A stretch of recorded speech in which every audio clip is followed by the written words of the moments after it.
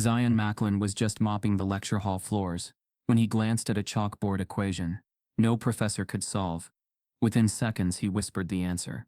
But instead of applause, campus police dragged him out, accused of cheating. What they found on the surveillance tape changed everything, and someone wanted it buried. Before we deep dive into this interesting story, subscribe to our channel and tell us where are you watching from. Share in the comments below.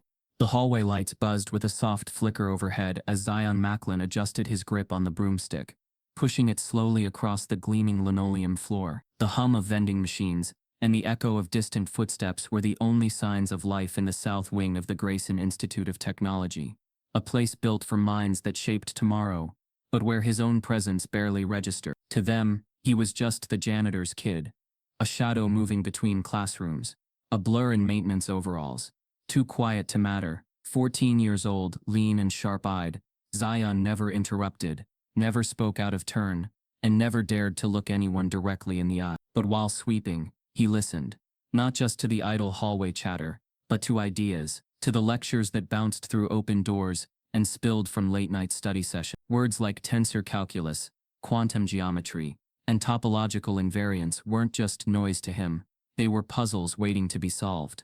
Most nights he and his father Tobias moved through the academic buildings without incident. They cleaned the seminar halls, emptied the trash and waxed the marble tiles, until the halls looked like glass. Tobias, a 52-year-old single father with tired eyes and a history of closed doors, never let Zion wander too far. But the boy's mind was already wandering far beyond the building. It happened on a Wednesday, cold, quiet, and unusually still. Zion had stayed a few paces behind his father, drawn toward Lecture Hall B2 by a half-erased chalkboard. The fluorescent lights cast a dim glow across the room.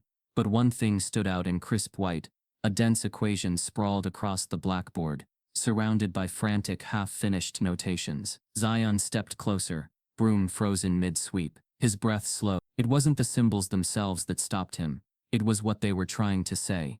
To any outsider, it looked like chaos. Greek letters, stacked integrals, strange symbols curling like vines. But to Zion it all clicked. His eyes darted across the board, mentally unraveling layers like peeling apart string. He didn't know the official names for everything, but he saw what it meant. The equation was a multivariable limit related to hyperdimensional geometry, likely an attempt to prove continuity in warped space-time grids. But it was wrong. The last term was off by a factor, the assumption too rigid. He felt it like hearing a song played one note off key. Tobias called for him from the hallway, and Zion flinched. Quickly, he turned back to his broom, pushing the dust aside like nothing had happened. But something had happened. For the first time in his life, a question had called out to him so clearly, and he had an answer burning in his chest. That night, Zion lay on the cot inside the janitor's supply closet, where they sometimes napped during long shifts. He stared at the cracked ceiling tile above, tracing invisible numbers with his finger. Every line of that problem still danced behind his eyelid. It wasn't just about math, it was about proving something deeper. He had no computer, no textbooks, no teacher, just memory and intuition. Every moment of that day looped in his mind, how the symbols curved, how the mistake leaped out at him like a red flag. He didn't sleep. The next night, while Tobias mopped near the stairwell, Zion returned to the room. No one had erased the board. The problem still waited, taunting him with its elegance and its flaw. He stepped closer, heartbeat quickening, chalk trembling in his hand. Slowly, almost against his will, he erased the final segment and rewrote it, this time mentally visualizing the manifold twist needed to stabilize the function. But as he stepped back, a jolt of fear hit him. What if someone saw? What if they thought he vandalized? Quickly, he wiped away his correction, leaving the board partially erased. Still, he knew what he'd done. And more terrifying, he knew he was right. The next few nights, Zion came back, each time approaching the board like it was sacred. He never left a mark again, but he mentally traced alternate paths, solved steps in his head, refined the logic. He memorized each line, each term, until he could recall the full equation in perfect clarity. But he also knew something else. This wasn't just a puzzle, this was a door. And if he could solve it, maybe, just maybe, someone would see him not as the janitor's son, but as something more. On the fifth night, he lingered longer than usual, unable to resist the pull. He whispered the solution under his breath, visualizing the math in space, bending dimensions in his mind. Then he looked up and saw it, the door slightly ajar. Had someone been watching him? His chest tightened. He glanced at the board again, heart thudding, realizing he had made no mistake. But what came next wasn't about numbers. It was about being seen, and not everyone wanted a boy like him to be seen. Zion stares at a complex math equation left on a board, one he understands instinctively, but cannot prove.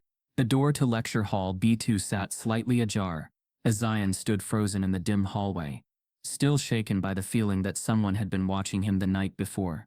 The quiet of the building pressed in around him, thick and almost suspicious, but curiosity tugged stronger than fear. He slipped inside, broom in hand, pretending to sweep as his eyes immediately locked onto the chalkboard. The same equation remained, dense, sprawling, intimidating in its complexity. But now something else had changed. A new set of symbols, sharper, cleaner, stood beneath the original. Zion blinked. Someone had added a different approach to the problem, a variation in the boundary conditions, that hinted the solver had been thinking along the same lines as he had the night before. It wasn't perfect, just another wrong turn dressed in confidence, but it told him someone else was trying and failing. Without realizing it, he stepped closer, drawn by the challenge like a moth to flame.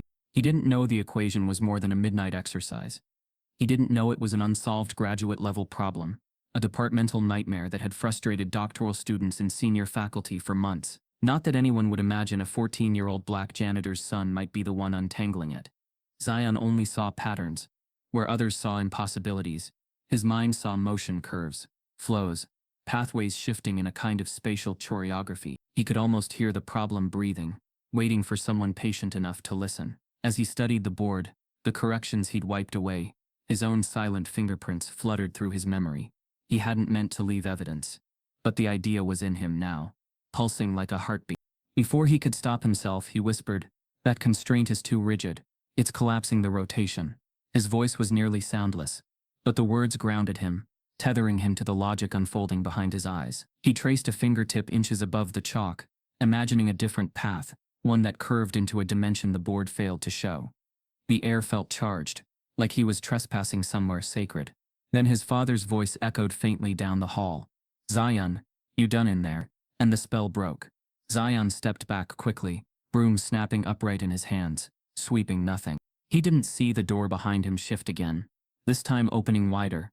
Across campus, in the faculty research wing, Dr. Malcolm Braxton, a tall, rigid mathematician with silver hair and an infamous intolerance for errors, paced across his office, his jaw tight. He slammed a stack of papers onto his desk, muttering under his breath about unqualified students and misaligned logic.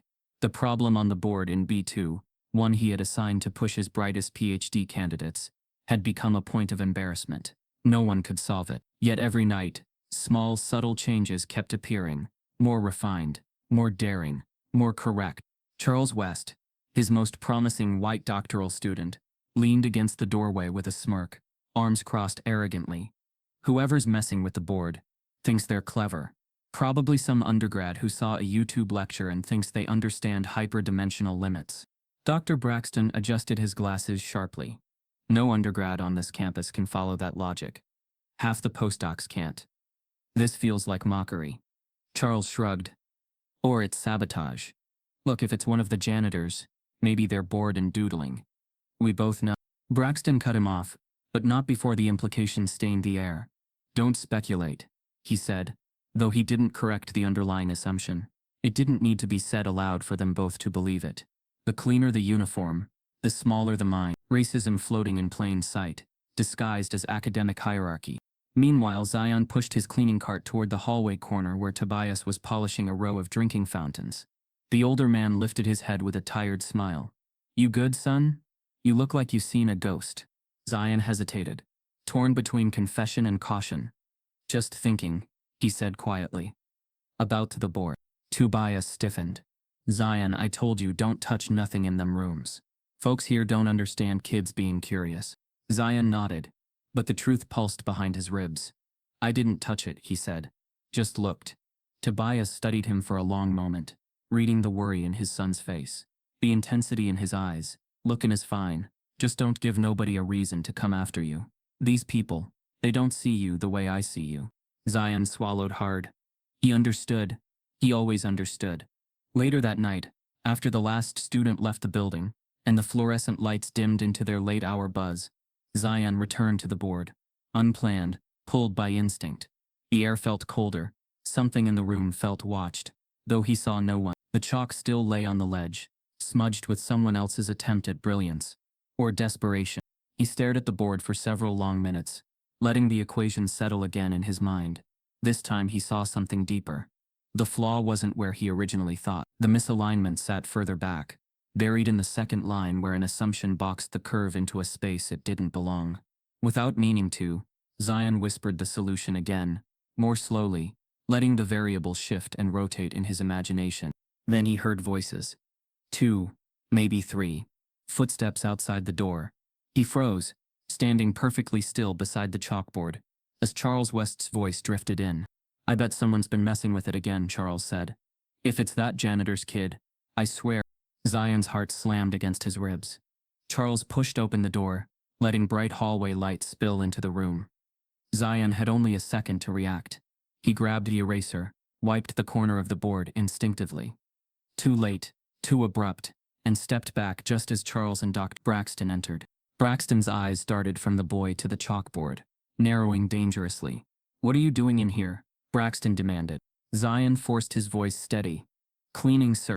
Charles scoffed under his breath. "Looks like drawing to me." Zion's hands tightened around the broom, but he kept his voice soft, respectful. "Just sweeping, that's all."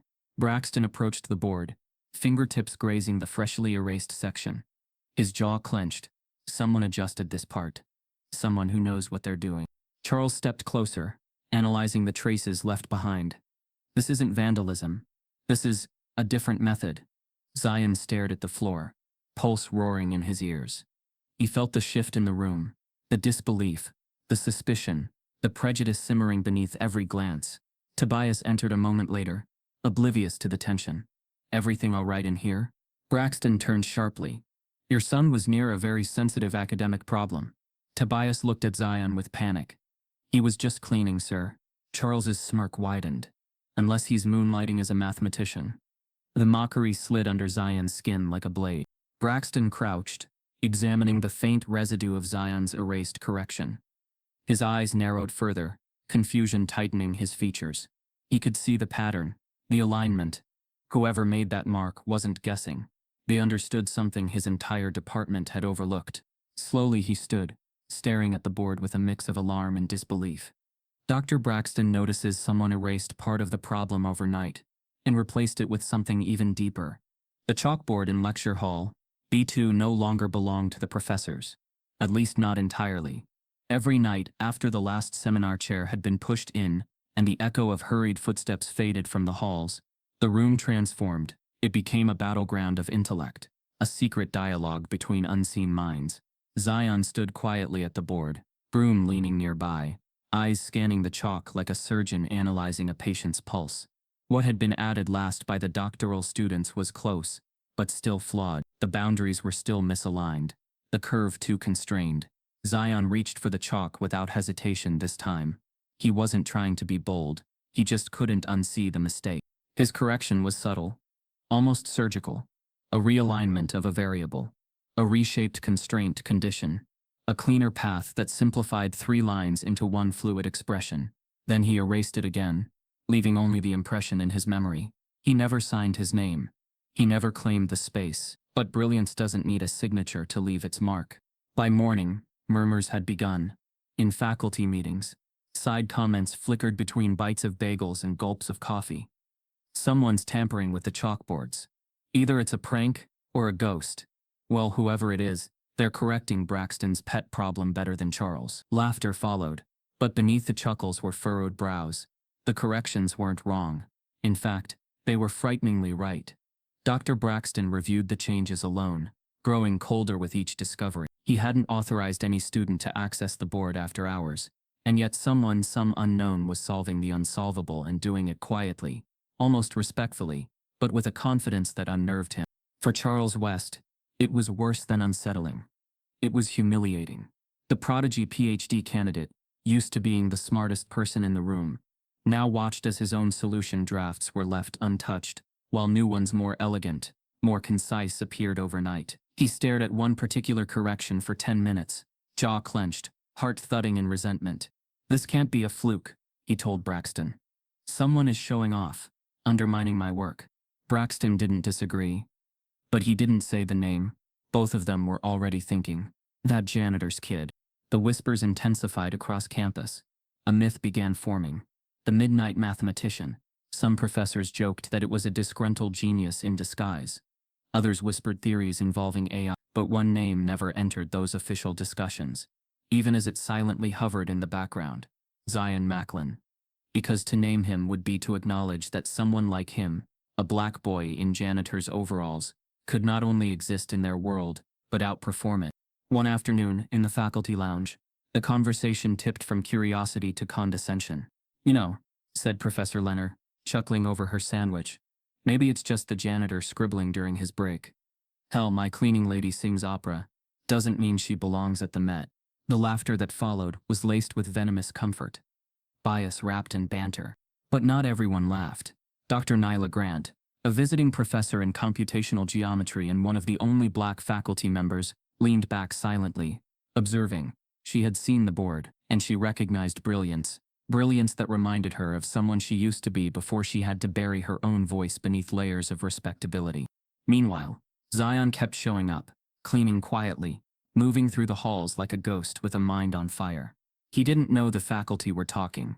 He didn't know his silent work had begun to unravel egos. All he knew was that he couldn't stop thinking about the math.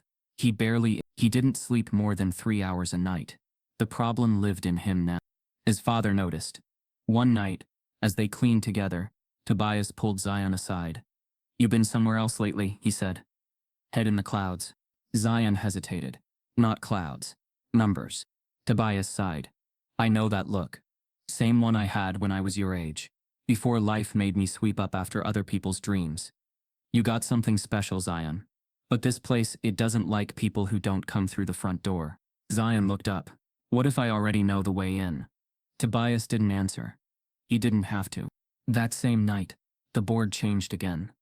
This time Zion didn't erase his work completely. A fragment remained, just enough to draw attention. Enough to leave a footprint. By morning, Braxton was furious. "We're being mocked," he snapped in a closed-door meeting. "This is an attack on academic integrity." Charles added, "We should review security footage. Find out who's behind this." And so they did. 2 days later, footage arrived on Braxton's desk from campus security. Grainy but clear enough. A lone figure in janitor's uniform. Shorter, thinner, young, standing before the chalkboard at 12:41 a.m., chalk in hand. A pause. A motion. A swipe of correction.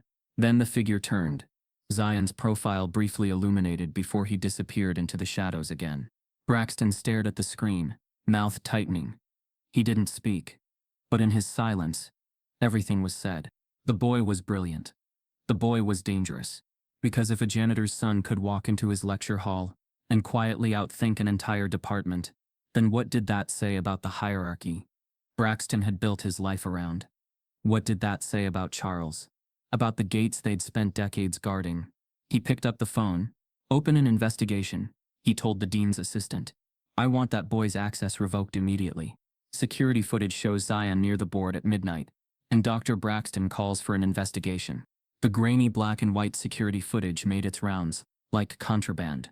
It was first shared in the tight circles of faculty inboxes, labeled confidential, academic violation. Then it traveled through whispered conversations in private departmental lounges, passed between professors, as both curiosity and caution. Each time the clip was played, it paused at the same moment. 12:41 a.m. Zion Macklin, broom tucked behind him, standing alone before the chalkboard, with a piece of chalk gripped delicately in his hand. The boy didn't fidget, didn't hesitate. He simply reached out and adjusted the equation like he had every right to. That image alone sent tremors through the institution. A child with no credentials, no degree, no permission correcting the sanctified work of a doctoral candidate. To the powerful, it wasn't brilliance, it was trespass. The summons came via a sealed envelope handed to Tobias during his morning shift. "Mr. Macklin," the HR officer mumbled, not meeting his eyes. Your son is expected in Dean Laramore's office, immediately. Bring him. Now. Tobias had barely clocked in. And already something felt wrong.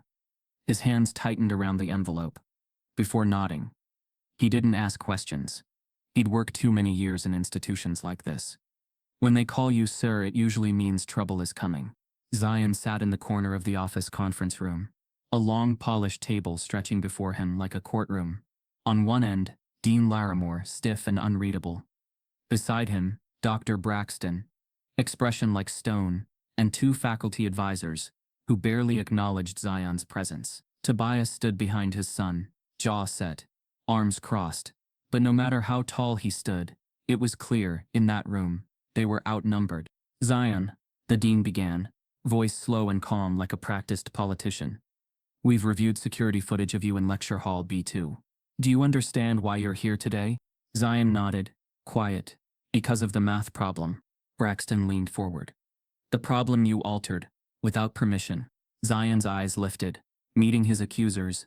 I didn't alter it. I solved part of it. A silence thickened the air. One professor scoffed softly. The others shifted uncomfortably. Braxton's voice turned sharp. And how exactly did you solve a graduate-level theoretical equation? You're not a student here. You've never taken an advanced math class. So what did someone give you the answer? Zion blinked, confused. No, I just saw where the function broke down. I visualized the correction in my head. Another silence. Laramore cleared his throat, more awkward than angry. Zion, we need to be realistic. You must have gotten this from somewhere. We're not accusing you. You are, Tobias interrupted. Voice low, steady. You're accusing him of stealing because he's black and holding chalk. That's what this is. Braxton leaned back with a sigh. No one is talking about race. But it's all you're seeing. Tobias snapped. My son didn't sneak into your classrooms to cheat. He cleaned them. He watched. He listened. And he thought. Isn't that what you people are paid to teach? Laramore raised a hand. Trying to de-escalate. Mr. Macklin, we understand your frustration. But academic integrity is paramount. The fact remains. Zion accessed materials and altered a board containing sensitive research. Zion's voice cut in, soft but unwavering. I didn't write anything that wasn't true. Dr. Braxton stood. This isn't a movie. Zion, genius doesn't happen without foundation. You can't just walk in off the street and solve problems our best students have been working on for months. Do you expect us to believe that? Zion stared at the table. I don't expect you to believe anything. I just did what made sense. One of the faculty advisors, an older woman with cold eyes, finally spoke. What you did constitutes tampering. This is academic property. You're not authorized to touch that board. We're considering disciplinary action against your father for failing to supervise you. Tobias's nostrils flared. Disciplinary? For what? Raising a smart kid. Braxton stepped in again, this time with finality. Zion Macklin. As of now, you are no longer permitted on Grayson Institute property. Your access is revoked. If we see you near lecture halls or academic spaces again, security will be contacted immediately. Zion didn't cry. He didn't speak. He just nodded, slowly, the weight of the moment settling into his bones. Not because he was surprised, but because deep down he always knew this place wasn't built for someone like him. Tobias placed a hand on his son's shoulder and led him out, the hallway stretching endlessly before them. The sound of their footsteps echoed through the marble. No one stopped them, no one apologized, and no one asked what the boy had really seen on that board, because the answer terrified them more than the question. Outside, Zion sat on a concrete bench while Tobias called the shift supervisor to explain they wouldn't be finishing the route tonight. Zion stared at the sky. He didn't say a word. You all right, Z? Tobias asked after a moment. Zion turned, his eyes distant. They think I cheated, Dad. Tobias exhaled. They think a lot of things. Doesn't mean they're right. I didn't even write the whole thing. I erased it. Tobias gave a sad smile. Son, don't matter if you erased it or carved it in stone. They saw you next to it, and that was The wind picked up. Somewhere in the distance a bell tower chimed once. The sky darkened into dusk, the edges of the campus slowly swallowing the light. Zion felt something hollow open inside him.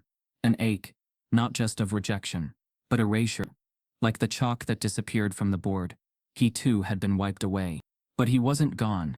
He pulled out the scrap of paper he'd kept in his back pocket, barely legible equations scrawled in pen from the night he couldn't sleep. He stared at them, fingers tracing the symbols. They had taken away his access, his presence, but not his mind. They couldn't touch that. Not yet. Then, as Tobias started the car, Zion's phone buzzed. An unknown number. The message was simple. I saw what you did on the board. You were not wrong. Don't give up. Zion's eyes widened. Zion is banned from campus premises for tampering with academic property. The next morning, Tobias Macklin sat in the university's human resources office, hands folded tightly in his lap, sweat gathering along his brow despite the icy hum of the air conditioner.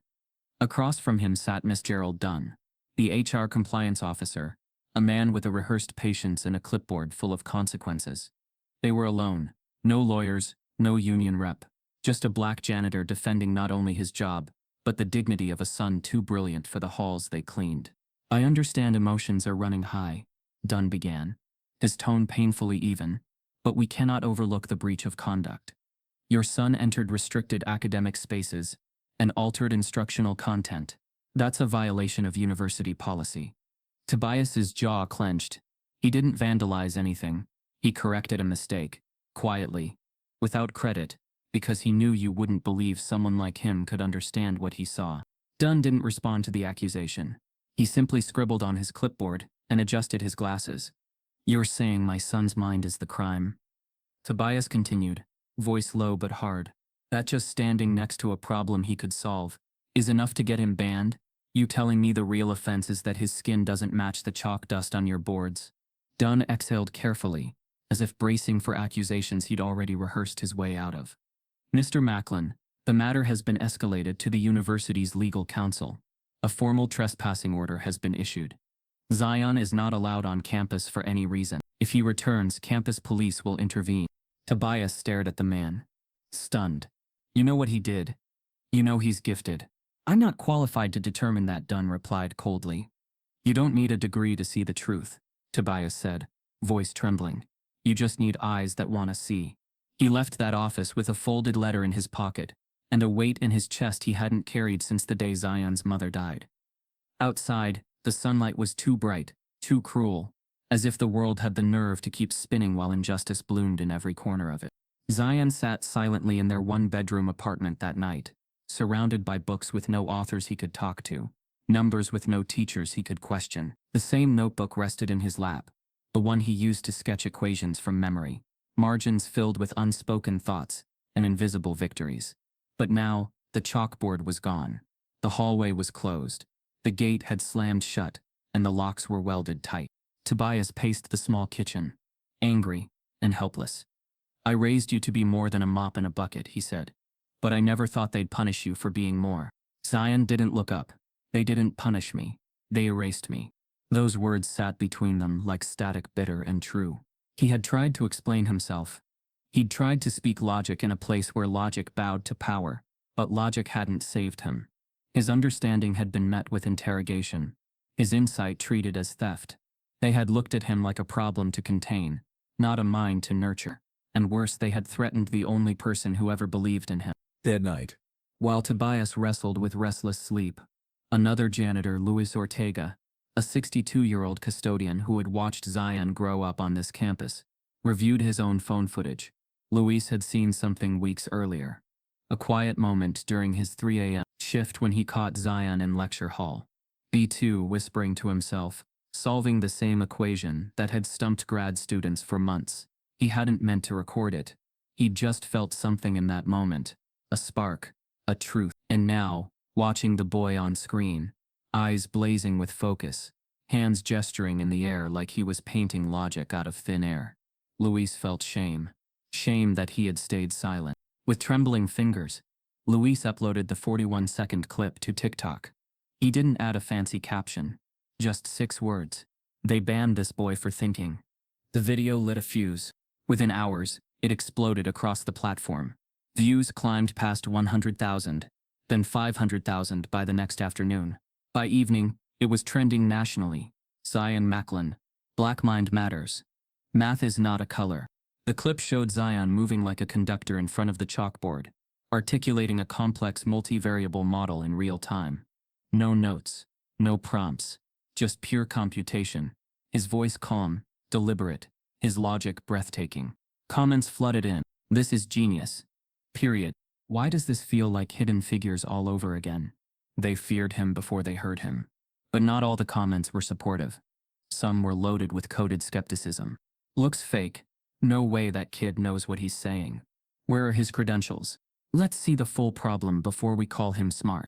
Racism doesn't retreat when confronted. It simply evolves. Back in their apartment, Zion and Tobias sat stunned as the video played on loop. The boy's face flickered on the small cracked phone screen like a window into another version of reality. One where people could finally see what he saw. Tobias rubbed his temples. You ready for this? The world's looking now. Zion stared at the screen. They're not looking for me. They're looking for proof I don't belong. But they saw what you did, Tobias said. That's what matters. Zion hesitated. They didn't see the math. They saw a spectacle. A pause. Then a soft chime from the phone. A direct message from someone verified. A name neither of them recognized. Dr. Nyla Grant. Zion opened it. I've been waiting for someone like you. Don't stop. Let's talk. A video of Zion solving part of the problem in seconds goes viral on TikTok. Uploaded by a janitor who believed in him. The video didn't just spread. It detonated. By sunrise, Zion Macklin's face was splashed across timelines he'd never imagined reaching. Pages run by STEM enthusiasts, education activists, and countless teenagers who had never heard of the Grayson Institute, but understood the look in his eyes, a quiet brilliance caged in the wrong world. The clip caught him mid-sentence, hands moving through the air as if sculpting shapes no one else could see. He wasn't showing off. He was simply thinking aloud. Yet millions now watched him like he was unlocking the universe. Within hours, Black Einstein began trending, first on TikTok, then on Twitter, then across Instagram Reels, stitched with dramatic captions and glowing praise. The comments from Black educators, underrepresented students, and parents poured in like a wave of long-held hope. This boy is the future. Give him a lab and step out of his way. This is what they're afraid of. But just as quickly, another wave rose to drown it. A colder one. A predictable one. Math scam. Hoax boy. Jin. Impossible kid. White influencers in the STEM space uploaded reaction videos from immaculate home offices, adjusting glasses, speaking slowly, patronizingly, as if educating the masses on common sense. This seems suspicious, said one popular math YouTuber, leaning toward the camera. There's no evidence he understands the underlying theory. He's repeating jargon, not producing derivations. Another chimed in, I'd love to believe in miracle children, but math doesn't work that way. If he were that gifted, someone would have discovered him before now. Someone else clipped a moment where Zion paused mid-sentence and branded it proof he was stalling for time. Racism didn't call itself racism. It hid behind tone, logic, and the kind of skepticism never applied to prodigies who didn't look like him. Zion tried not to read comments, but he was 14. The more the world talked, the harder it became to look away. Some praised him, some doubted him, but the sharpest blows came from academic professionals, people who had never met him, yet felt entitled to define his limit. A Princeton adjunct tweeted, "Advanced math cannot be performed by observation alone. This boy is either coached or lucky." A Harvard postdoc wrote, "Extraordinary claims require extraordinary proof." And Charles West? He didn't post publicly, but he screenshotted every insult against Zion, sending them to classmates with smug captions. See? Told you. Internet falling for a prank again. Meanwhile, the Grayson Institute issued a brief sterile statement. An unauthorized individual accessed restricted academic spaces. The matter is being reviewed. Not one line acknowledged the brilliance displayed in the video. For Zion, the world outside his window began to feel smaller. His mother's old portrait on the wall, the peeling paint near the ceiling, the soft hum of wind against thin apartment windows, everything seemed to shrink as the world expanded around him, dissecting him like a headline instead of a human. He sat at the kitchen table, notebook open, but his hands didn't move. Numbers swirled without forming. Thoughts felt too loud. Tobias poured him a glass of water and sat across from him. "I know what they're saying out there," he said quietly. "But you ain't their business. You're you." Zion looked up, tired. But I made myself their business. They made you their target. Tobias corrected. You just did math. Zion exhaled long and slow. They think someone fed me answers. And I think they're scared of a mind they didn't build. Tobias replied. You keep being you. Nothing else. But being himself wasn't simple anymore. Reporters began calling the apartment building. News vans parked across the street. Kids from school sent him screenshots of debates happening under his video. Teachers whispered about him in the halls. Some with awe, some with suspicion. Every scroll of Zion's phone became a battlefield. Support tied itself to his potential. Hate tied itself to his identity. Then came the live stream reaction from Dr. Alton Riggs, a white tenured mathematician known for dismantling pseudoscience videos. He played Zion's clip on screen, nodding along with folded arms. Then paused and said, he's reciting patterns, not performing analysis. There's a difference. Until he's tested under controlled academic conditions, nothing in this video is reliable. That word, reliable, lodged in Zion's chest. He clicked away, tossed the phone aside, and buried his face in his hands. But not everyone dismissed him. Across the country, in her cluttered office at UCLA, Dr. Nyla Grant watched the viral clip for the 10th time. Expression unreadable. Every detail mattered. His pacing, his phrasing, the metaphor he used to describe the rotation of a manifold. Most people might have missed it, but she didn't. It wasn't random. It wasn't memorized. It was insight. He's thinking in geometric layers, she whispered to herself. At 14, she closed the video and opened her email, typing with precision. But halfway through the message, she stopped, leaned back, and realized something. Email wasn't enough. Not anymore. The world was watching. The world was doubting. And sometimes, credibility requires confrontation. Later that night, while millions scrolled through hashtags and arguments, Dr. Grant did something no other scholar had dared to do. She went public. On her verified Twitter account, she posted, if the Grayson Institute believes this young man's abilities are fabricated, I challenge them to allow a live supervised test. No script, no prompts, only his mind. Let the world see the truth. Within minutes, her message blew up. Retweets, duets, screen recordings, comment sections erupting with excitement, anger, debate. Supporters wrote, yes, let him show them. Protect black genius at all costs. Skeptics wrote, he'll fold under pressure. This is performative activism. He's not ready. The university, blindsided, scrambled to contain the narrative. Braxton was furious, not at the challenge, but at the possibility of being exposed. Charles felt his stomach twist at the thought of a public comparison. And Zion, he stared at the notification on his phone in disbelief. Tobias read the tweet aloud, voice shaking with something between pride and fear. She's calling them out, Z. She's calling out everybody. Zion swallowed hard. Why me? Because you're the one they tried to hide, Tobias said softly. And she's the one who noticed. Zion lowered his gaze, breath unsteady. What if I can't do it in front of the whole world? Tobias placed a hand on his shoulder. You already did. Outside, apartment lights flicked off one by one. Inside, Zion sat awake long into the night, staring at the challenge on his screen. The world wanted him tested. The institute wanted him silenced. And for the first time in his life, he realized something terrifying. He wasn't in the shadows anymore. He was center stage. Dr. Grant reaches out publicly, challenging the university to test Zion's mind live. The pressure came not from truth but from exposure. The university didn't concede because they believed in Zion's mind. They folded because the world wouldn't stop watching. After Nyla Grant's challenge went viral, Grayson Institute found itself at the center of a storm.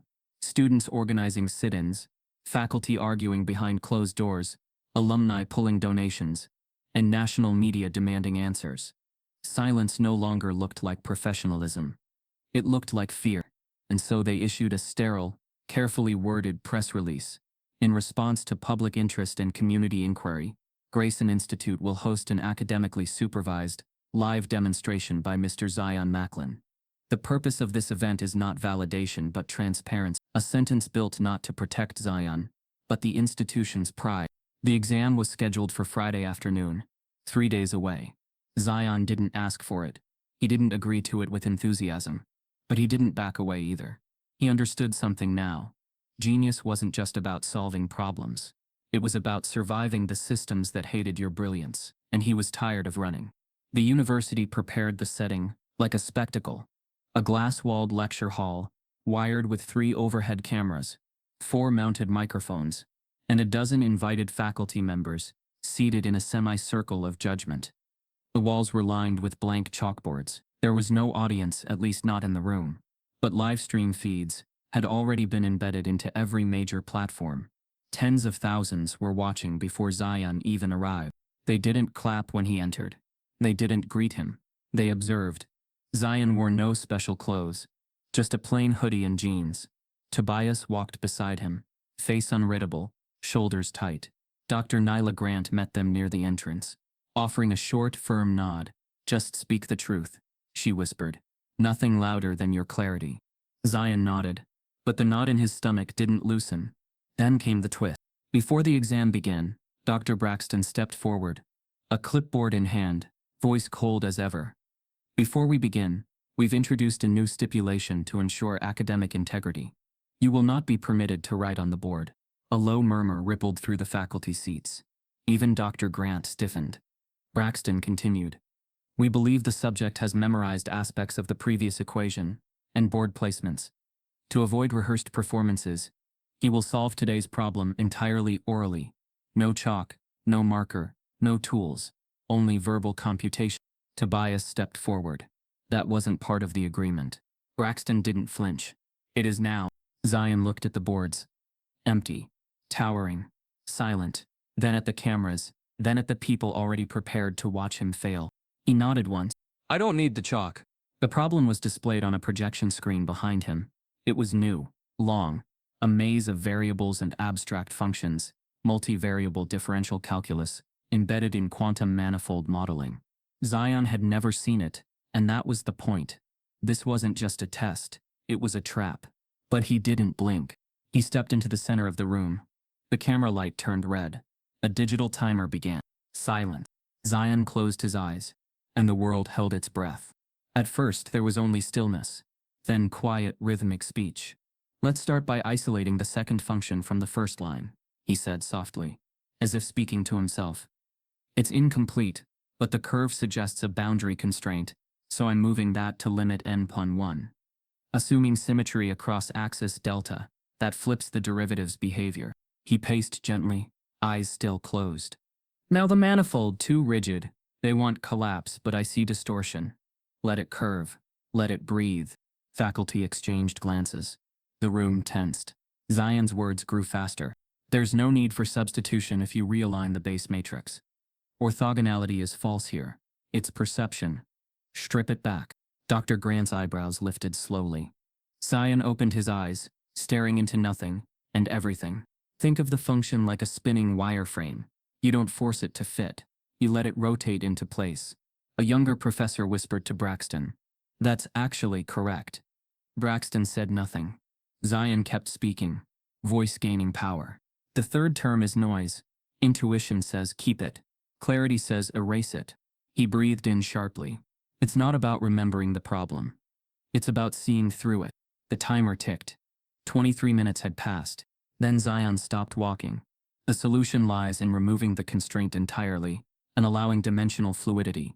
The answer isn't a number, it's permission." He turned to the room, voice quiet again. "Permission to see it differently."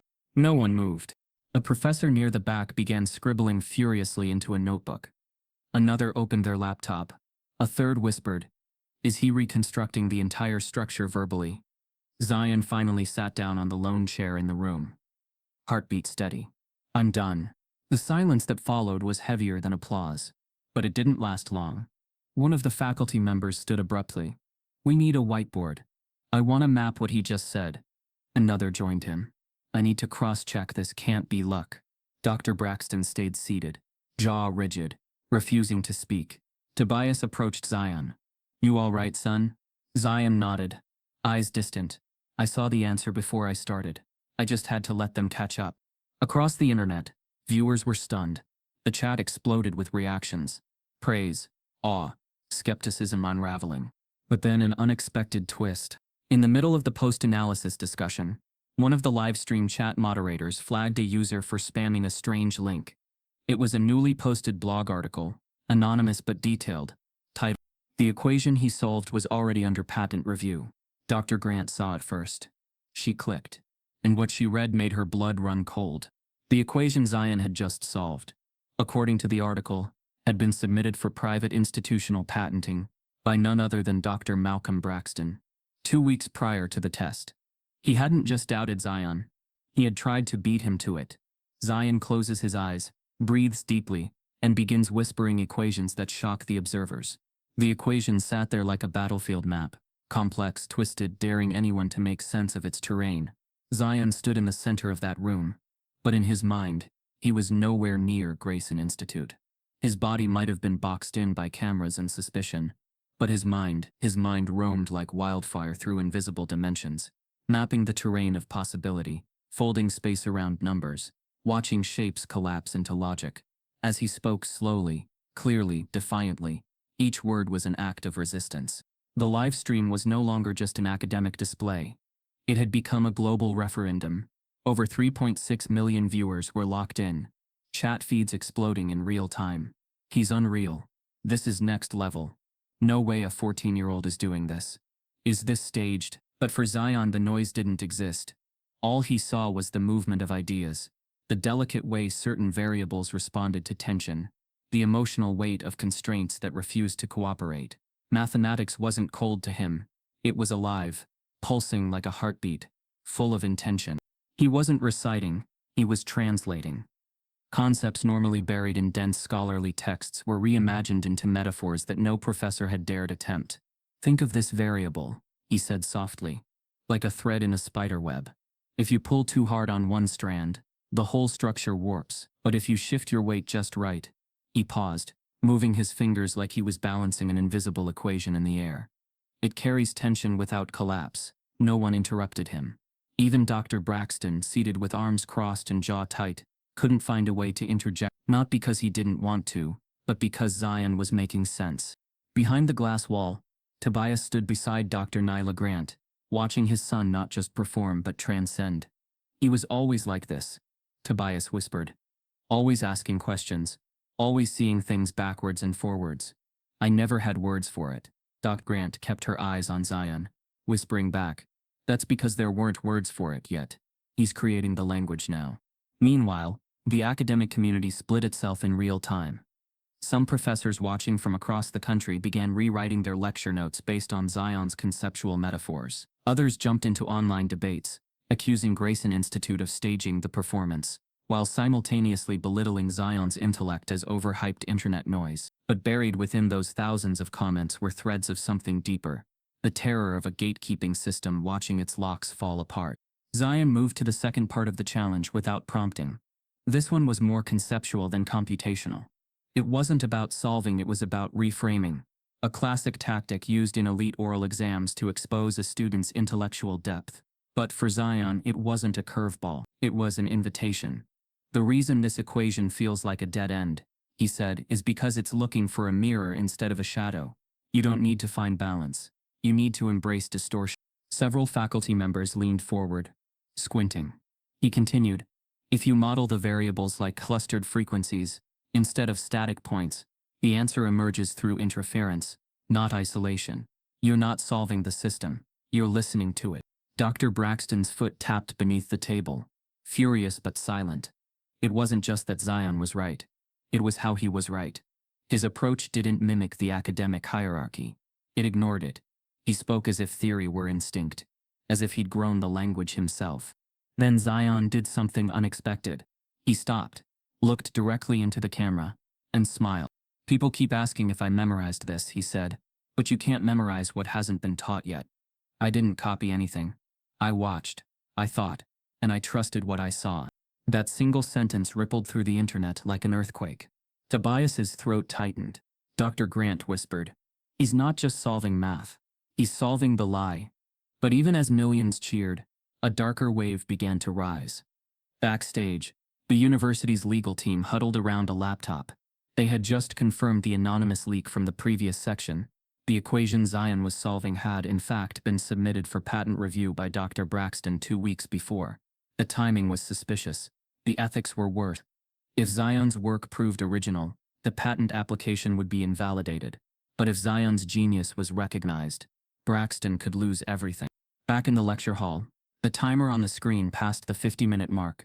Zion stood quietly now, hands folded. "That's the solution," he said. But this wasn't the hard part. Gasps filled the faculty circle. Braxton sat up. "Excuse me." Zion didn't repeat himself. "The math wasn't the test," he continued. "It was the only place I could speak without being interrupted. The real test was whether anyone would listen before I proved something." Dr. Grant took a step forward, eyes wide. "And now that you heard me," Zion said slowly, "you're trying to figure out what to do with me." The cameras caught every second. Live stream viewers dropped emojis, and comments by the thousands. "Goat." He just called them out. "Yo, this kid is a problem." Braxton stood suddenly. "This demonstration is over." But Zion wasn't finished. "You can end the stream," he said, unmoving. "But you can't unsee it." The legal team rushed into the hallway. A press inquiry had already been filed. Word was spreading. Braxton tried to patent the very work Zion solved. In public. The scandal had cracked open. And Zion, standing in the middle of it all, didn't flinch. Because what he'd just proven wasn't just academic. It was revolutionary. Zion finishes the problem, then says this wasn't the hard part. Zion sat alone in the aftermath of brilliance. The cameras still humming quietly, the faculty stunned into stillness. The live stream had ended, but the weight of what had just occurred hung in the air like a thundercloud refusing to break. He had done it, solved the problem, reimagined its architecture, and articulated a mental process no one could teach, only witness. But the room didn't erupt in applause. There were no congratulations, just silence. Thick, measured, suspicious. The kind of silence that doesn't mean awe, it means containment. Dr. Braxton stood with crossed arms, eyes narrowed like he was looking at something volatile, not victorious. "How did you know?" he asked, breaking the silence with a tone colder than concrete. "What you described. How do you know that's right?" Zion looked up, his voice calm but tired. "I didn't memorize it. I felt it." The room shifted. The air tightened. "What does that mean, felt it?" another professor asked, not out of curiosity but caution. Zion exhaled. "Equations don't look like numbers to me. They move, they shift. I can feel when something's wrong because it doesn't fit the shape in my head." "You're describing intuition," one woman said sharply. "But intuition doesn't belong in this kind of math." Zion tilted his head. "Is it intuition if it's always right?" Tobias stepped forward from behind the glass, the proud smile on his face slowly dissolving as he realized what was happening. They weren't celebrating. They were probing, dissecting, trying to find the crack in the story so they wouldn't have to accept it. Dr. Grant took a step closer to Zion, arms folded protectively. "He's describing a rare form of cognitive pattern recognition. Some people visualize numbers. He feels spatial solutions. There's precedent, limited, but documented. He's not guessing, he's operating in dimensions we weren't trained to measure." Braxton cut her off. "That's convenient, isn't it? It can't be tested, it can't be repeated, and it conveniently happens outside of any educational system." Zion stared at him. "Because your system didn't build me. So you think I can't be real."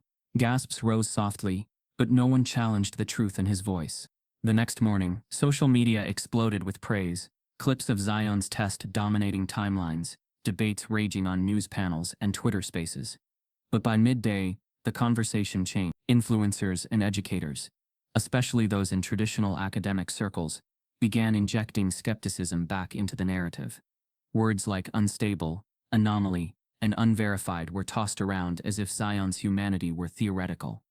Articles questioned the legitimacy of the exam. Editorials called his abilities a statistical outlier, not a standard to be celebrated. Zion had become both idol and threat in the same breath. Inside the administrative wing of Grayson Institute, the board convened behind closed doors. Dr. Larimore, the university president, paced the room, flanked by legal advisors and PR consultants. "We can't deny what he did," he said, "but we can't endorse it either. He isn't enrolled, he isn't vetted. And after the patent revelation, we're vulnerable." Braxton remained silent, eyes hard. The scandal around his patent submission had been strategically buried under pending investigation language. But his gaze stayed fixed on the idea that Zion hadn't just cracked the problem, he'd exposed the institution. "So what are we proposing?" asked one trustee. Larimore adjusted his tie.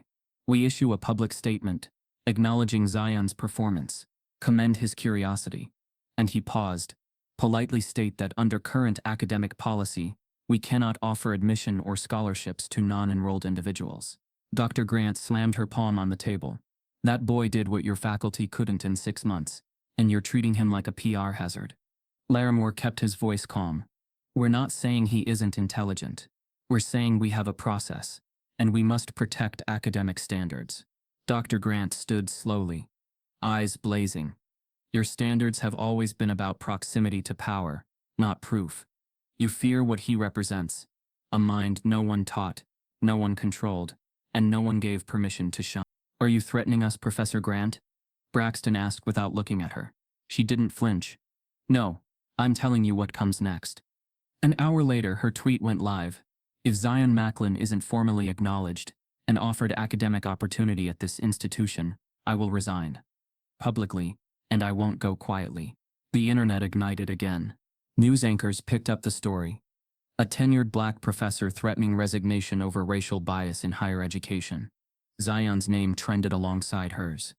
Protests reignited outside the campus gates. Students holding up signs that read, "Brilliance Nias, enrollment, and let Zion in." But inside Zion's apartment, none of that felt like victory. He sat on the edge of his bed, knees pulled up, notebook untouched. Tobias sat across from him, watching.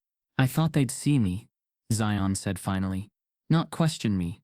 "They saw you, son," Tobias replied. "They just didn't want to admit what they saw." "I gave them everything," Zion whispered. "And it wasn't enough." "No," Tobias said. "It was too much." That night, Zion walked outside, alone, under the streetlights that flickered like nervous eyelids. He stared up at the sky, counting constellations he could never name but always recognized. Stars didn't ask for permission to shine. They just did. But stars didn't have to survive committee votes and policy memos. The next morning, a letter arrived at their apartment. A manila envelope. No return address.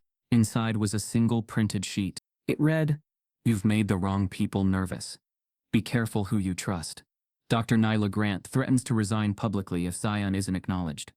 The manila envelope stayed unopened on the kitchen counter for hours. Tobias stared at it, like it might detonate. Zion didn't ask about it. He didn't have to. Both of them understood what it meant without speaking. Someone out there wasn't just threatened by his brilliance. They were warning him to disappear. But Zion hadn't survived Grayson's silence, and the internet's scrutiny just to shrink back into the shadows. He picked up the envelope, tore it in half, and dropped it into the trash. Then he opened his laptop, clicked on Dr. Nyla Grant's profile, and watched history happen in real time. It began as a live stream, with only a few hundred viewers, mostly students, scattered academics, and social justice watchers who'd followed her since her earliest lectures. But within 5 minutes, the numbers exploded. Thousands, then tens of thousands, and then more than 100,000 people tuned in, pulled by the rising current of something too raw to be ignored. Dr. Grant didn't speak from behind a podium. She didn't wear a lab coat or speak in equations. She sat at her desk, camera slightly tilted, her eyes red but unbroken. Behind her were shelves lined with books that hadn't saved her, and degrees that had protected everyone but her. "I've spent my entire career walking the tightrope between my mind and their comfort," she began, voice low but firm. "I've published papers that were stripped of soul so they could sound more like theirs. I've sat in rooms where I wasn't seen until I stopped speaking, and I've watched student after student, black, brilliant and buried, be discarded because they didn't look like a legacy." The chat lit up with hearts, fists, tears. She continued. "But this was the final straw. Zion Macklin didn't just solve a math problem. He solved the lie that brilliance only counts when it's approved, when it's born in the right zip code, when it shows up with a legacy donor attached to it." She inhaled, steadying herself. "Today I am resigning from Grayson Institute. Effective immediately. I refuse to sit at a table where a black child is punished for thinking too loudly." A silence hit the stream like thunder. Then her final words. If you won't make space for him, I'll build the space myself. Zion sat in awe. Tobias covered his mouth, whispering, "She didn't have to do that." But she did. And it triggered a wave no institution was prepared to stop. Within hours, her resignation trended globally. Nyla Grant resigns. Zion Macklin. Academic apartheid. University students across the country began organizing protests. Not just at Grayson, but at other elite schools where black students quietly faced the same erasure. Emails flooded university inboxes. Alumni revoked donations. Civil rights organizations offered legal support. Faculty meetings across campus fractured into shouting matches. Some defending tradition, others demanding transformation. On campus, hundreds of students walked out mid-lecture, holding up signs that read, "We saw the board too. Let Zion speak. Your system is not merit, it's maintenance." The board of trustees at Grayson scrambled. Press requests piled up.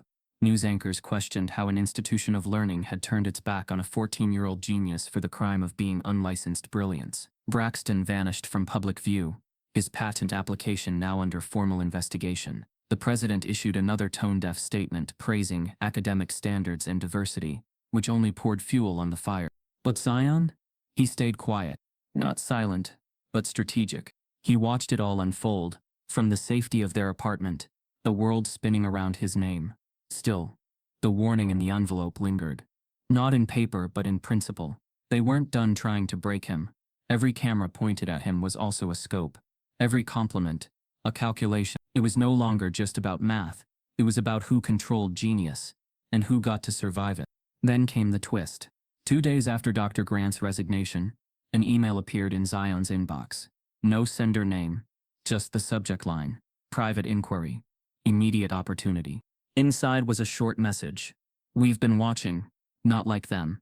Differently. My name is Quinn Estor, founder and CEO of Archimind Industries. I believe in proof, and you've more than delivered. I'm offering you a full private STEM scholarship. No application, no test scores, just space. We'll fly you out. You'll have your own lab, paid internship, no cameras, just code. Let me know." Attached was a contract. Confidential. Generous. Unbelievably so. Zion stared at the screen. Tobias leaned in, reading every word. "Is this real?" he asked. "I don't know," Zion whispered. "But it's not Grayson." They Googled Quinn Astor. Billionaire. Tech savant. Known for building one of the most powerful AI labs in the world. Some said he'd designed defense algorithms for the Pentagon. Others called him a recluse genius. But most knew him as the man who built systems smarter than schools, and never answered to anyone. Zion clicked the reply button, his fingers hovering. Then his phone buzzed. A new message. Unknown number again. "You think they want your mind, but what they want is your silence. Be careful, Zion. Not every offer is opportunity. Some are ownership." He stared at it, heartbeat pounding. Was this just fear? Or something more? A billionaire tech CEO reaches out, offering Zion a private scholarship, an internship. The private jet felt like another universe. Zion had never even flown commercial. And now he was being served sparkling water in crystal-clear cups, while crossing states to meet a billionaire tech mogul, who believed in his mind at least on paper. Tobias sat beside him, clutching the armrest like it was his last line of defense against the sky. He hadn't trusted Quinn Astor's offer, but he also hadn't stopped Zion from accepting. How could he, when the world had shut every other door? The moment they touched down in Palo Alto, the welcome began. A black car with tinted windows. A concierge holding a placard that read, Zion M. A sprawling compound nestled between glass towers and electric silence. Everything about Archimind Industries screamed innovation and exclusivity. The ceilings were high, the lights soft, and the faces white. Zion was introduced to the Youth AI Fellowship cohort. 6 other students, all between the ages of 15 and 17, hand-picked from elite prep schools and tech incubators. They shook hands with stiff politeness, their curiosity quickly shifting into cold calculation once Zion introduced himself. "Oh, you're the TikTok math kid."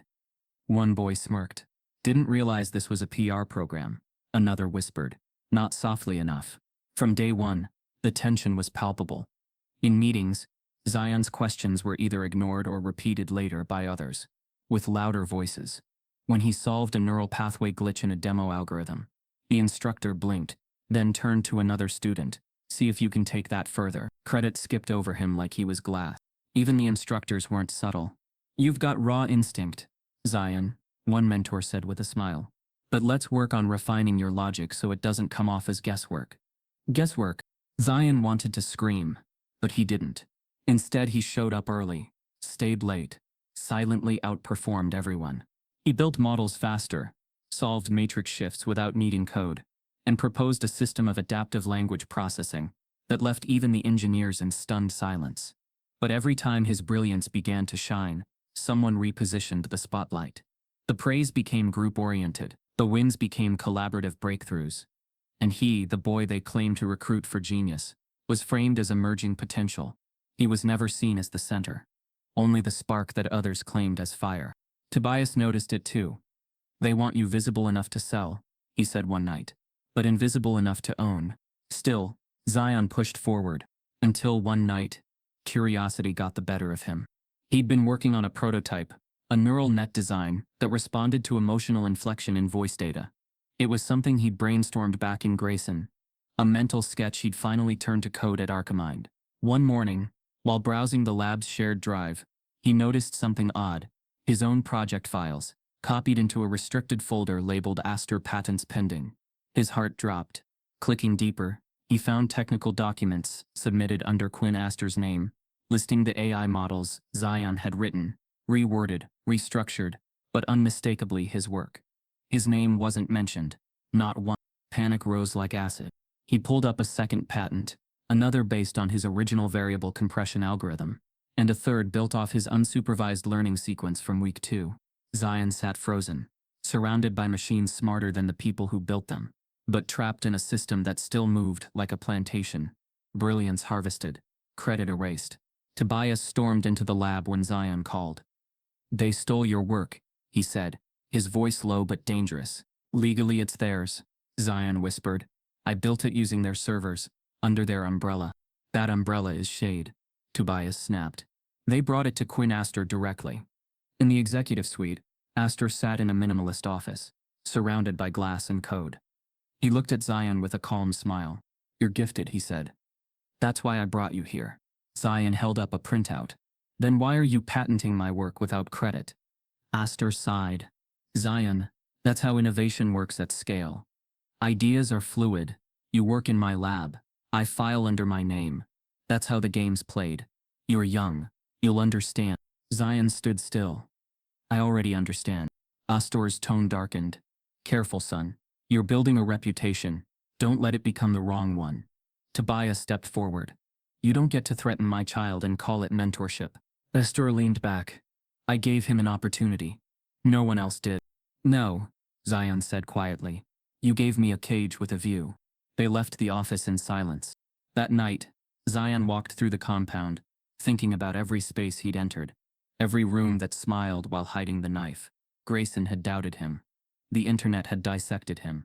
And now Silicon Valley had devoured his work with a handshake. Racism wasn't always loud. Sometimes it whispered like a contract.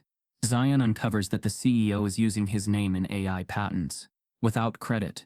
The night Zion discovered the patents was the night the shine of Silicon Valley cracked open and revealed the machinery beneath. He barely slept. Tobias didn't either. Father and son lay awake in their shared corporate housing suite, another perk from Archimind, staring at opposite walls, breathing in the same realization. The world didn't want Zion's brilliance. It wanted his silence. Morning arrived too brightly, as if the sun itself refused to acknowledge the betrayal that had taken place inside the gleaming glass walls. Zion walked into the Archimind atrium with his hood up, avoiding eye contact. The other fellows whispered as he passed. Some were quiet, some smirked knowingly. A few looked away, suddenly uncomfortable. Word traveled fast in places built on competition. And Quinn Astor's company thrived on hierarchy, the kind that kept kids like Zion at the bottom while letting others pretend it was merit. Zion went straight to the labs, pulling up the patent files again, each one stamped with the same name. Quinn Astor, lead inventor. His algorithms had been repackaged, his name erased, his work reframed as a collaborative insight between Quinn and the engineering team. His code rewritten just enough to muddy authorship. And then the internal email chain. His heart clenched as he read it again. One message from Quinn to the legal department. The kid's good but not stable branding. Package the work as institutional IP. Keep him on mentorship track. We can promote diversity optics without promising ownership. Zion's hands trembled in quiet rage. Not yelling rage. Not explosive rage. The deep, knowing kind. The kind black prodigies learn early, when the world smiles while stealing from them. Tobias found him hunched over the keyboard. You ready? He said. No, Zion whispered. But I'm done being quiet. They walked together to the top floor, where Quinn Astor's office waited behind a pair of sliding doors programmed to open only with facial recognition. When they entered, Quinn looked up from a wall-sized screen, his tone far too pleasant. Zion. Tobias. Come in. I assume you've looked over the patents. Zion stepped forward. You stole my work. Quinn smiled like a teacher indulging a temper tantrum. Stole? That's a strong word. You created ideas under my umbrella. I polished them. I formalized them. That's how innovation works. You told me you wanted to support my mind. Zion said. Not own it. Well, Quinn said, leaning back. Ownership is how support works in this industry. You're talented, Zion. Brilliant even. But brilliance without structure? That's chaos. I offer structure. You offer cages, Tobias said. Quinn sighed, tired of the theatrics. Look. Every genius needs a shepherd. Einstein had advisors. Jobs had investors. I'm offering you more than they ever got. Wealth, access, a future. I don't want your future, Zion said. I want mine. Quinn tapped a file on his tablet. I'm prepared to offer you a private compensation package. $500,000. Sign my non-disclosure agreement, and we'll reshape the narrative. You'll be the face of our youth outreach program. Public exposure. Prestige. In return, you walk away from the patents. No noise. No press. Zion stared at him. You think I'll sell myself because you put a price tag on my silence? Quinn's smile shifted. Sharpened. You're 14, Zion. The world is going to swallow you whole, unless someone like me protects you. I'm giving you safety. That's not safety, Zion said quietly. That's ownership disguised as opportunity. Quinn's face hardened. You're not ready to navigate this world on your own. Zion looked him dead in the eyes. Then I'll build a world that doesn't require permission. Quinn laughed once, cold and clipped. Good luck. The second you speak up, the world will turn on you. They always do. Zion turned away, not because he feared the words, but because they were familiar. He and Tobias left the building, without another word. By late afternoon, Zion made the decision that would change everything. He reached out to Marissa Cole, an investigative tech journalist, known for dismantling powerful companies one headline at a time. He sent her everything: the emails, the patent files, the mentorship contracts, the NDA Quinn tried to force on him. When Marissa called moments later, her voice buzzed with urgency. Zion, do you understand what you're giving me? This is career-ending for him, and life-changing for you. Zion answered softly. I know, but somebody has to tell the truth. Within 48 hours, the story broke. Billionaire Quinn Astor accused of stealing teen prodigy's AI research. Black child prodigy claims exploitation inside Silicon Valley giant.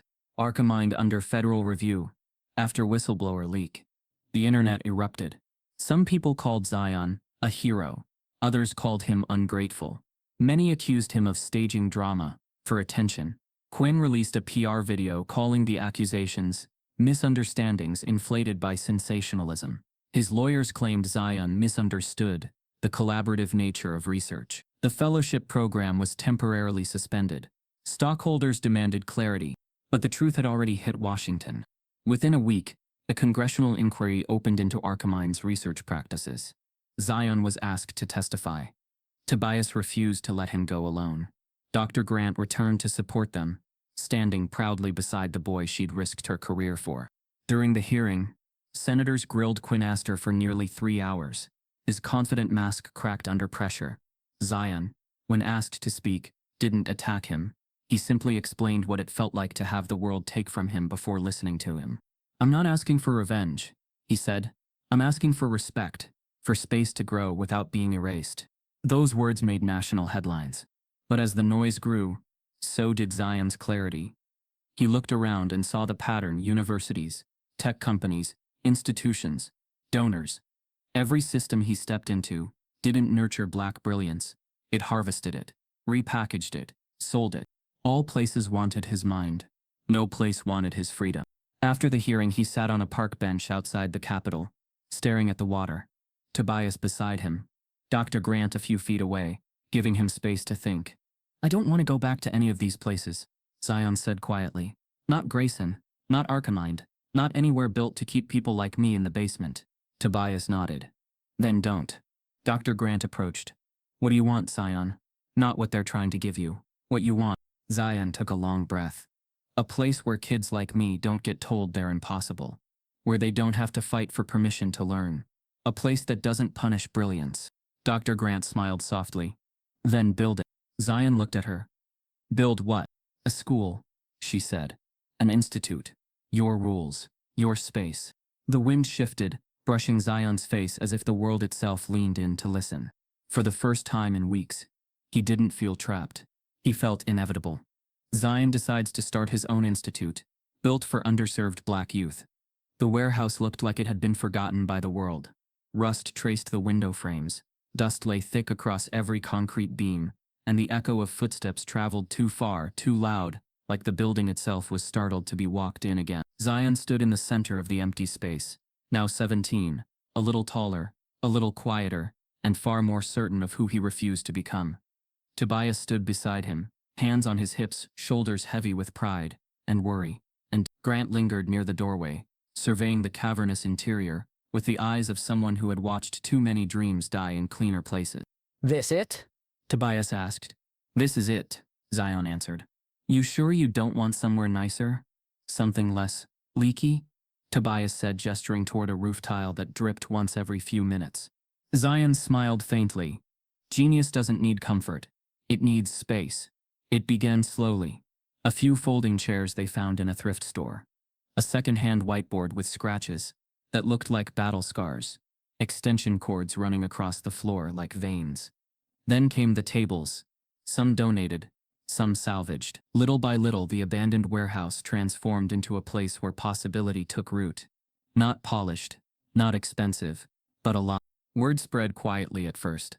A math prodigy with a battered notebook was offering to teach kids in the neighborhood. No tests, no tuition, no labels, just learning. Kids trickled in, curious at first, skeptical second, then captivated. Zion didn't open with definitions or formulas. He opened with imagination. Close your eyes, he told a group of 10-year-olds. Pretend numbers are colors. Some blend, some collide, some can't exist without the others. Now think. What color do you think 2 really is? Hands raised hesitantly. Blue, yellow, something like metal, something like air. Zion nodded. See, you're already doing math. By week 3, they doubled in size. By week 5, the warehouse buzzed with activity. Kids building small robots out of scrap parts. Others learning mental computation through rhythm games. Some exploring virtual logic puzzles on donated laptops. People began showing up from across town. Retired engineers, old teachers tired of broken school systems, young adults who once dreamed of STEM before racism pushed them out. One of them, a woman named Alicia, approached Zion after class. I dropped out of college my second semester, she said. My professor told me people like me weren't meant for physics. But I walked in here, and for the first time in years, I wanted to learn again. Zion didn't reply with speeches. He just handed her a notebook. Then let's start. Donations poured in. Sometimes $20, sometimes $500. Someone mailed 12 used iPads with a note that read, "For the future you're building." A local carpenter volunteered to build real desks. But Zion refused to use them. This is the Tobias Institute of Applied Intellect, he said during the first community meeting. It's named after my father, because everything I am came from what he carried. But this isn't a school like theirs. We don't teach from desks. We teach from movement, imagination, story, curiosity. Tobias wiped his eyes and pretended he wasn't. But with attention came opposition. Not from parents. Not from students. But from the city. 3 months into their expansion, Zion received a letter. One stamped with the cold, crisp seal of the Municipal Zoning Board. Your building is not authorized for educational use. Tobias read aloud. Cease all instructional activity immediately, or face legal penalties. Zion folded the letter slowly. They're scared. Dr. Grant nodded. Independent institutions run by black educators are always a threat. You're teaching kids in ways the system can't monetize. That makes you dangerous. More letters followed. Demands for permits Zion had never heard of.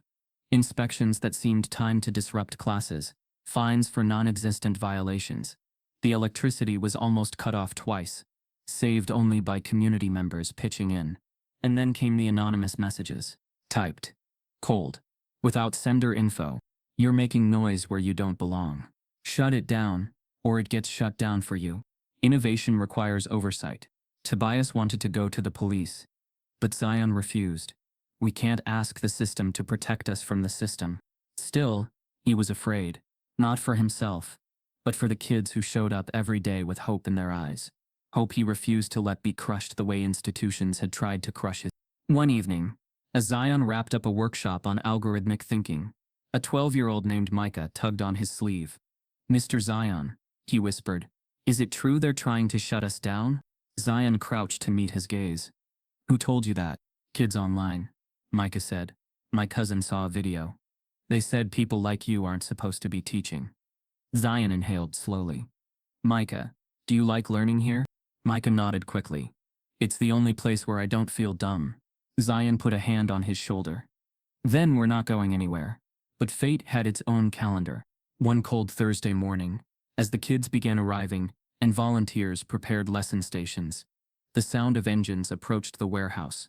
Loud, coordinated, growing. Zion and Tobias exchanged a look. Dr. Grant stepped forward. Instinctively. Then the doors burst open. City officials. Code enforcement officers.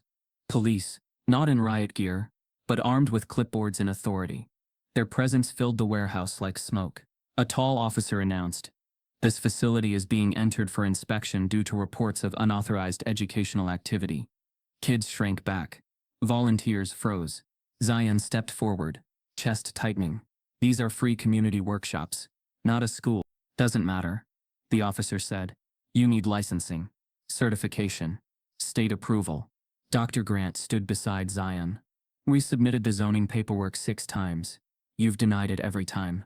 "That's outside our scope," another official said.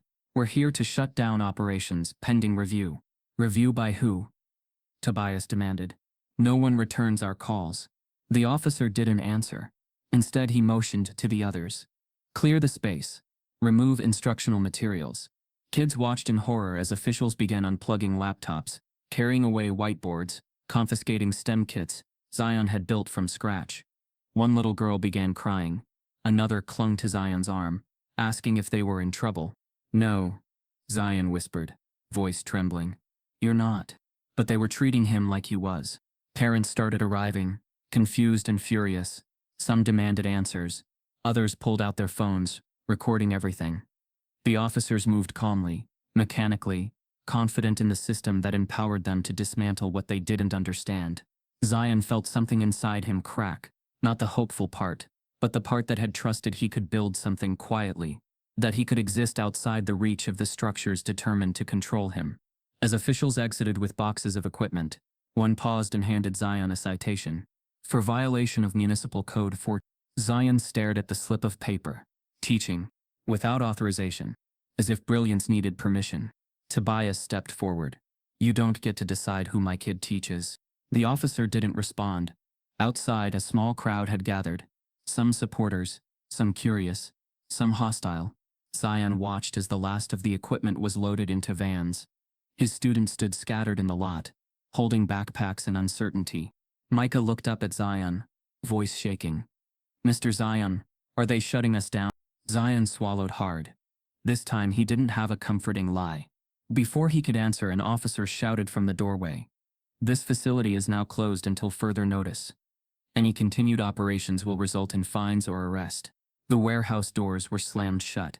The school is raided by local authorities for unauthorized educational activity. The day after the raid, the warehouse was ghost quiet. The chalkboards were gone.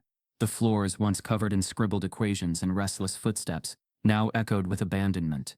The kids didn't return, not because they didn't want to, but because they'd seen what happened to people who dared to dream without permission. Zion sat on a rusted folding chair in the middle of the space, staring at a single sheet of paper. the citation still creased in his hand. Tobias stood at the door, arms folded, guarding silence. Dr. Grant paced near the broken sink, her heels clicking like a countdown. None of them spoke. Then came the knock. Not timid. Not uncertain. Firm. Zion opened the door to find 2 officers and a city compliance agent. This time, there were no clipboards, just cuffs. Zion Macklin? One officer said. Tobias stepped forward. He's 17. The officer didn't flinch. He violated municipal code. He was operating an unauthorized educational facility after being formally cited. We have a warrant. Dr. Grant held out a folder. He's a minor. That's an unlawful arrest. But they didn't care. One of the officers reached forward, twisting Zion's arm behind his back, locking the cold metal around his wrists. Stop! A voice cried out from across the street. Kids, parents, neighbors, people who had watched this young man teach their children not only math but confidence. They began pouring in, phones raised, capturing every second, as Zion, calm, but burning, was led away in handcuffs, his hoodie pulled slightly off his shoulder. A mother shouted, "He's a teacher, not a criminal." One child sobbed. Mr. Zion didn't do anything. The police car door slammed shut, sealing the moment into history.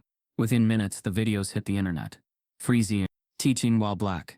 They raided Hope. Clips of Zion in cuffs, flanked by children holding notebooks, trended faster than any press release ever could. By nightfall, celebrities reposted it. Ava DuVernay, Questlove, Janelle Monáe. Even corporate CEOs who once stayed silent began tweeting support, scrambling to align with justice they'd ignored until now. Zion Macklin taught where the system failed. And for that they arrested him. Editorials poured in. The Washington Post, when brilliance is a threat. The Zion Macklin story. The Atlantic, criminalizing black genius. What Zion's arrest reveals. Teen Vogue. He built a school. They brought cops. Meanwhile, in a concrete holding room downtown, Zion sat cuffed to a steel bench, head down, heart calm. He didn't cry. He didn't rage. He thought. In silence, he revisited every lesson he had ever taught. Replayed the looks on his students' faces. The spark of understanding. The light of being seen. That was the crime. Not the teaching. Not the building. The audacity of being brilliant and free at the same time. A door opened. Tobias burst in, red-eyed, followed by Dr. Grant and an attorney from the ACLU. "You're out," Tobias said, pulling him into a fierce hug. "They're dropping it. The public pressure's too loud." Dr. Grant added, "They're calling it a misapplication of municipal authority. But we know what it was." Zion was released, but not unchanged. As they stepped outside into a sea of cameras and supporters, he didn't raise his fist. He didn't pose. He simply whispered, "We're not done." The next few days moved like wildfire. Donations exploded. Over $300,000 raised in 72 hours. A GoFundMe created by one of his former students hit national news. The Tobias Institute, once threatened with closure, was reborn in the public's imagination, not as a scrappy side project, but a revolution in education. Local lawmakers tried to backpedal, releasing statements of miscommunication and logistical overreach, but no one was buying it. A week later, Zion received a letter delivered by courier, with gold-embossed lettering, from the United Nations Educational, Scientific and Cultural Organization. They were inviting him to speak, in Geneva, before global educators, world leaders, and policymakers. Topic: decolonizing education. Redefining genius beyond gatekeeping. Tobias read the letter 3 times before saying anything. "You ever think a mop and a broom would lead to this?" Zion folded the letter slowly. "I didn't get here because of the broom. I got here because I didn't let it define me." Dr. Grant stepped in. "This isn't just a stage, Zion. It's a spotlight. The whole world is watching now." He looked at them both. "Then I better say something they can't forget. Zion is invited to speak before the UN on global education inequality." The United Nations building felt impossibly tall, like it had been designed to remind people of their own smallness. Yet as Zion walked through its vast marble corridors, wearing a simple black suit, Tobias ironed the night before, he didn't feel small. He felt aware of the weight in the air, aware of the whispers following him, aware that every step he took was cracking open doors that had been welded shut for kids who looked like him. Tobias walked at his side, a quiet shadow of pride and disbelief. Doc Grant followed just behind, her calm, steady presence giving Zion a kind of borrowed courage. The closer they got to the General Assembly Hall, the more the world around him seemed to sharpen. Delegates adjusted earpieces. Translators took their seats. Educators from across the globe gathered, waiting for statements about policy and programs. But they had never prepared for someone like him. A 17-year-old black boy from a janitor's closet, carrying a notebook filled with equations he never learned but somehow knew. A soft chime signaled the start of the session. Zion was escorted onto the stage, lights warming his skin. The applause was polite, professional, respectful but distant. Many in the room still wondered why he had been invited. A prodigy, yes. Viral, yes. But worthy of the world stage. They weren't convinced. Zion could feel their doubts. He always felt doubt. It filled rooms long before he entered them. He stepped up to the podium, adjusted the microphone, and looked out at a sea of faces waiting to be impressed or disappointed. He didn't begin with statistics. He didn't begin with a rehearsed script. He began with a memory. I grew up sweeping floors in a place built for minds that weren't mine, he said softly. A place where brilliance lived on chalkboards. I wasn't allowed to touch. A place where I learned that the world has two kinds of genius. Those who get recognized, and those who get erased. The room shifted. A few delegates leaned in.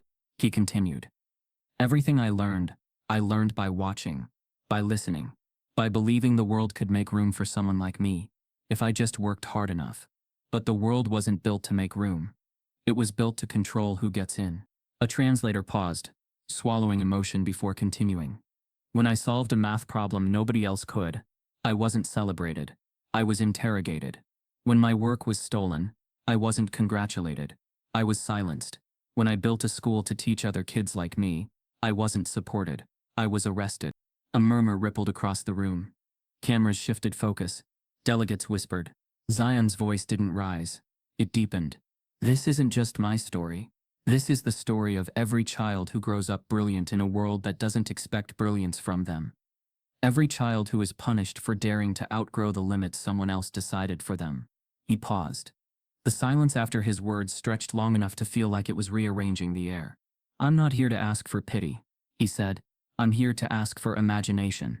Global education doesn't need more walls, more tests, more rules designed to identify the same minds we've already seen. It needs windows, opening, spaces where kids can think without being told their thinking is wrong, simply because it doesn't look familiar. A delegate wiped her eyes. Another nodded slowly. He continued. I learned math by feeling motion. Another child might learn through music. Another through shapes. Another through stories no textbook was ever brave enough to write. But none of that matters if the places meant to teach them can't see past their skin, their income, their background. You let that hang. This world is full of undiscovered geniuses, he finished, voice steady. But we lose them every day to systems more invested in control than creativity. If we want to change education, if we want to change the world, we must stop trying to fit children into the system and start rebuilding the system around the children. The hall went silent. Not the silence of apathy. The silence of impact. Then came the applause. Not polite this time. Not measured. Sustained. Rising. Breaking into cheers in pockets of the room. Tobias stood in the shadows, tears welling in his eyes, whispering, That's my boy. Dr. Grant nodded, her expression soft with pride and fire. He didn't just speak, she said. He exposed. By the end of the conference a proposal emerged, not from Zion, but from world leaders he had shaken awake. A global fund to support independent learning spaces in underserved communities, its name, unanimously approved. The Zion Initiative for Applied Curiosity. The irony wasn't lost on him. The world that had once banned him from classrooms was now building classrooms in his name. When Zion returned home, reporters crowded the airport. Kids held handmade signs. Parents shouted thank yous. But Zion slipped through them, gently, moving toward the one place that mattered, the warehouse. Except now, it wasn't forgotten. Volunteers had cleaned it. Local artists had painted murals. Across the walls, portraits of black thinkers, creators, inventors. Donations had replaced everything the authorities had taken. The Tobias Institute of Applied Intellect had not only survived, it had resurrected. City officials, under national pressure and public scrutiny, granted the institute full accreditation.